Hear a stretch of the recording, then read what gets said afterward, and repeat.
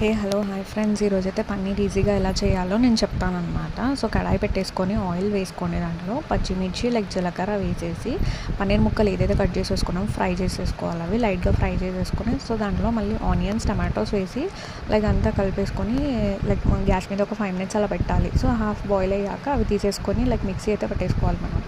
So కడాయిలో అయితే అన్ని స్పైసెస్ అన్నీ కలుపుకోవాలి. బగారాకు, గార్లిక్ పేస్ట్ అవన్నీ తీసేసుకొని సో ఏదైతే ప్యూరీ ఉందో దాంట్లో వేసేసుకొని మనం పసుపు, కారం అండ్ సాల్ట్ అవన్నీ వేసేసుకొని కలిపేసుకోవాలి. ఆ పచ్చి స్మెల్ పోయేంత వరకు కలిపేసుకోవాలి 10 minutes వరకు. కొంచెం గ్లాస్ ఆఫ్ వాటర్ కూడా పోసేసుకోవాలి అండ్ ధనియాల పొడి వేసేసుకొని కలుపుకోవాలి. ఎందుకంటే చిక్కగా రావడానికి కలుపుకోవాలన్నమాట. సో పన్నీర్ ముక్కలు ఏదైతే ఉన్నాయో దాంట్లో కలిపేయాలి. కొత్తిమీర వేసేసుకొని పక్కన పెట్టేసుకోండి. తర్వాత గరం మసాలా వేసేసుకొని ఒక 5 minutes అలా పెట్టేసి దించేయండి. ఇంకా that's it friends, paneer curry.